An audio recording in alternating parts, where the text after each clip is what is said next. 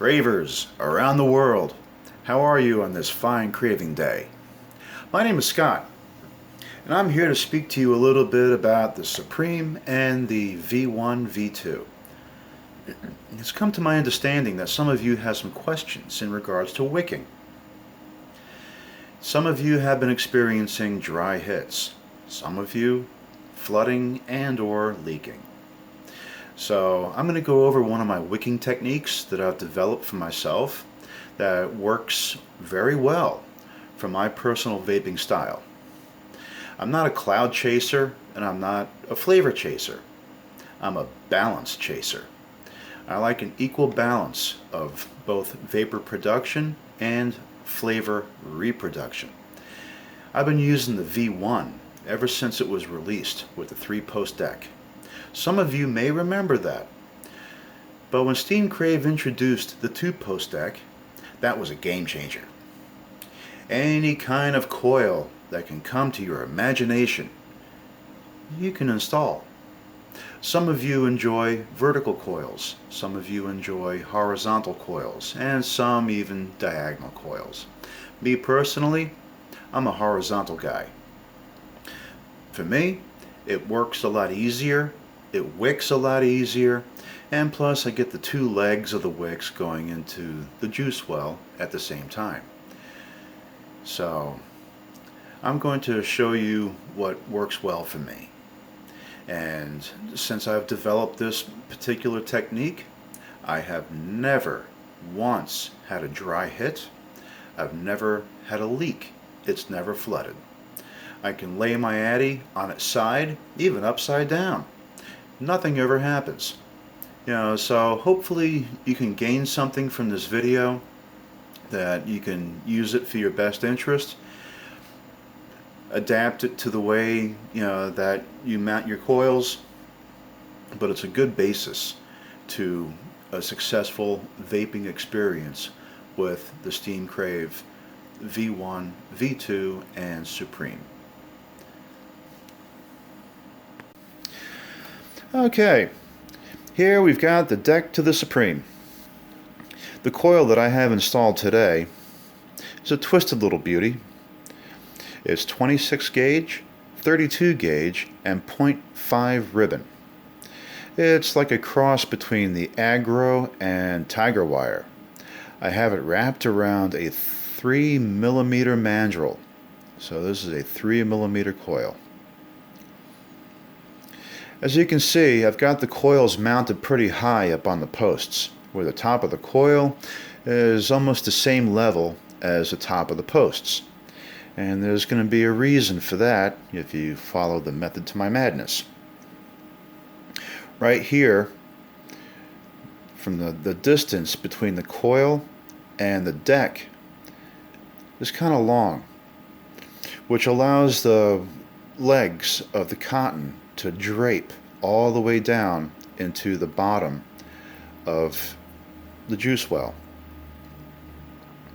And that will create a benefit that could prove to be pretty effective as far as how your vaping experience is going to be with the Supreme. So what I do is I take the deck and I take the bottom cap. I assemble the two so it looks like the V1. What I'm about to show you can be applied to both the Supreme and the V1 because I wick them both the same way. I use the bottom cap as my gauge as to how long the wick is going to be. So I take this and I screw it into my little build station. Come on.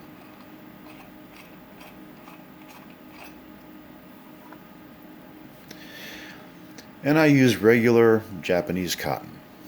It's a no-name brand. I get a 1,000 in a package, and it wicks and performs beautifully. What I usually do is cut a strip about this wide.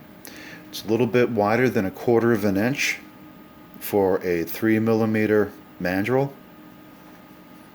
When I use 3/32, I mean, of course, I'll cut it a little bit thinner, to accommodate the, the space in the coil itself. So what I usually do is I'll take the cotton and I will peel off the outer layer, just the outer layer, nice and thin. I go ahead and peel that off and discard. And I do the same thing to the other side. Peel this off. And what I'm left with is this fluffy strip of cotton. Now what I usually do next is take the end of it, pinch, and twist.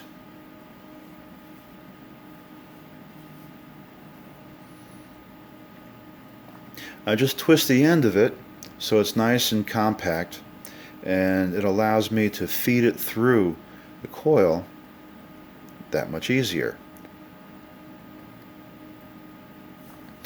So we'll just take this and twist it through just enough. See, it's poking through. Now I take my tweezers, grab it, and give it a little tug. Grab it with one hand and I twist the cotton a little bit, and then I pull. Twist it again, pull, twist it again, pull, until you're overhanging the edge right over here just a little bit.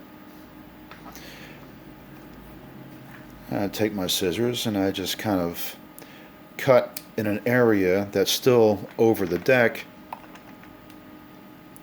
but on about equal length with the other side of the cotton strip. Give it a little twist over here, feed it through, grab my tweezers, give it a tug,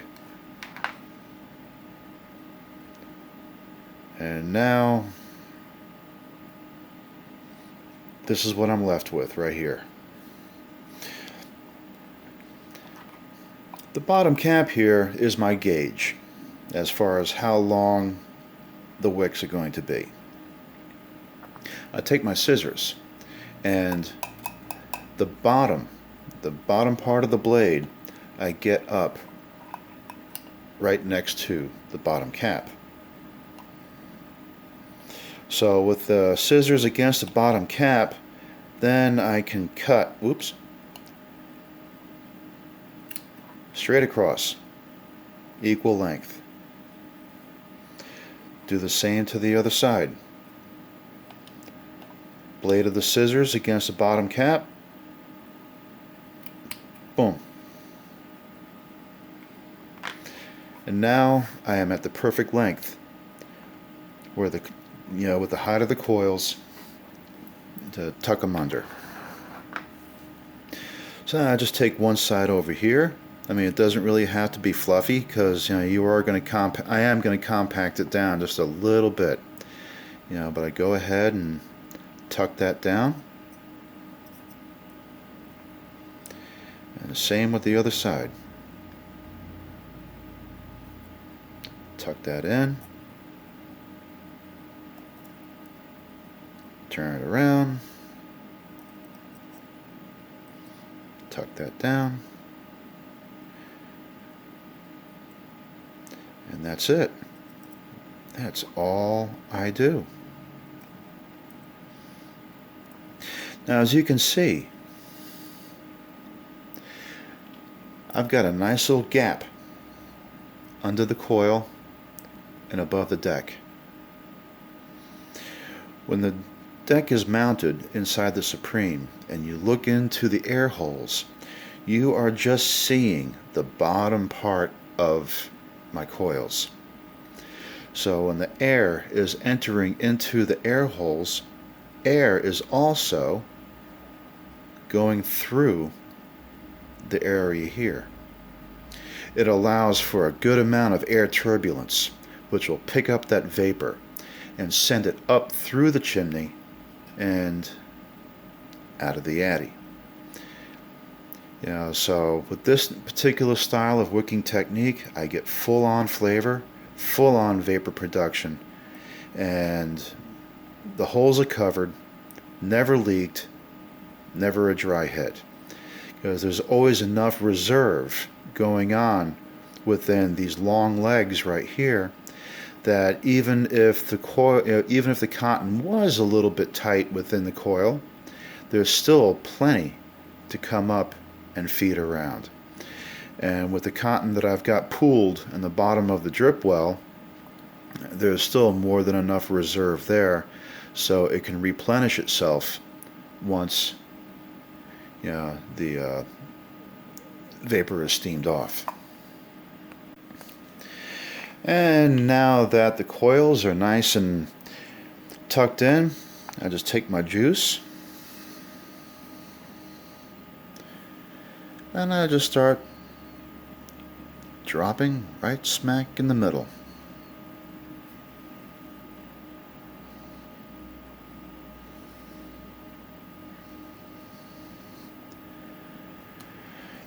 I usually wait a little bit so I can see that the cotton is wicking up properly. Go ahead and juice up the coil. La la la.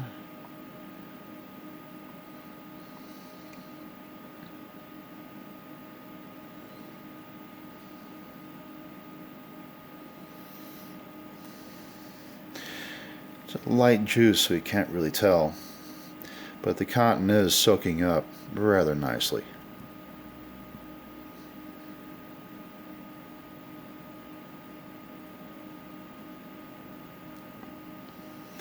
Yeah, she's looking good.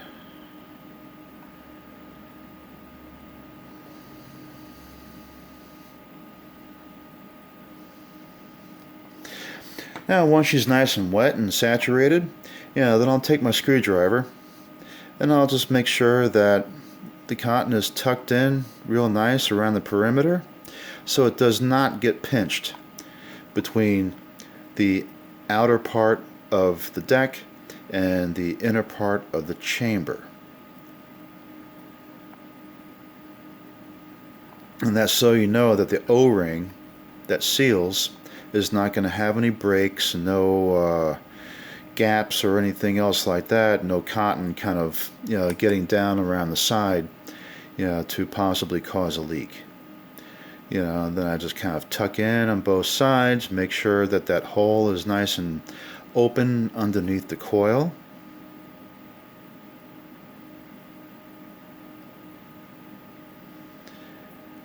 And we're good to go. And that's it. Easy peasy lemon squeezy.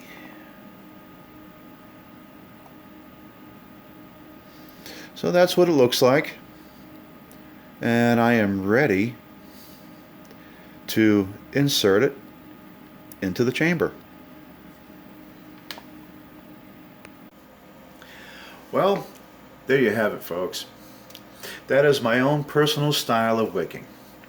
It has worked beautifully every time that I've rewicked, rewicked again, rebuilt, rewicked, and rewicked some more.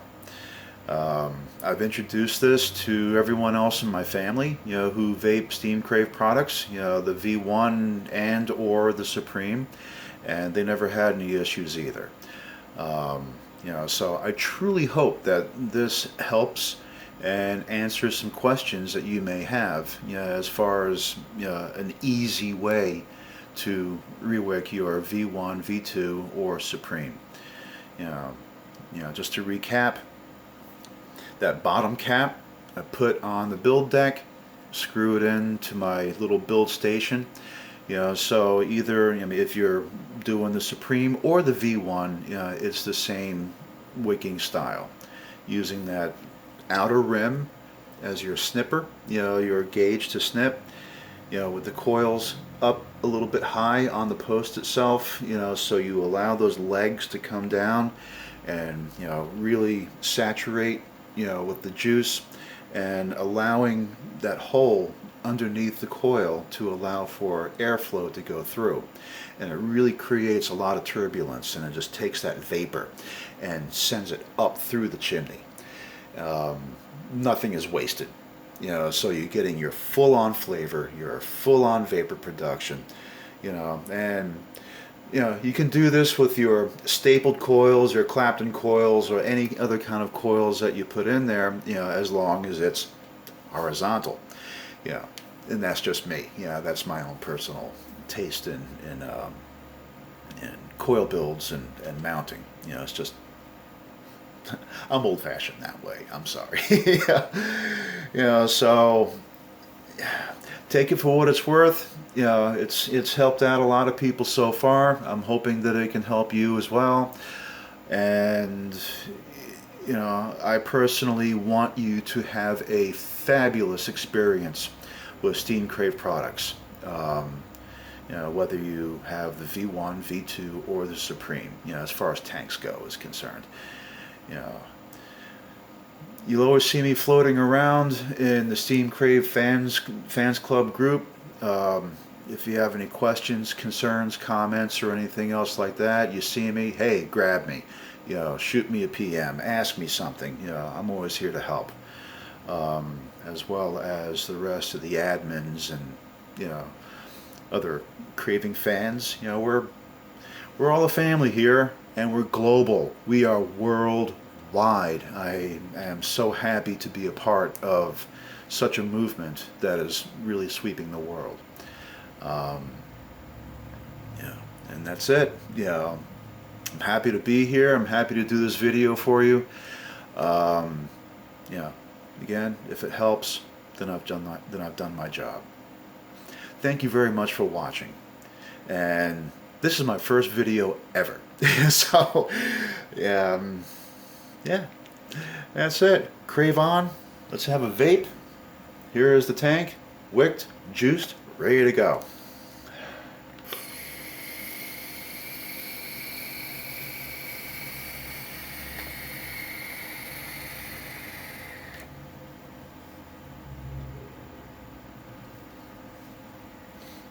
Have a great day, folks.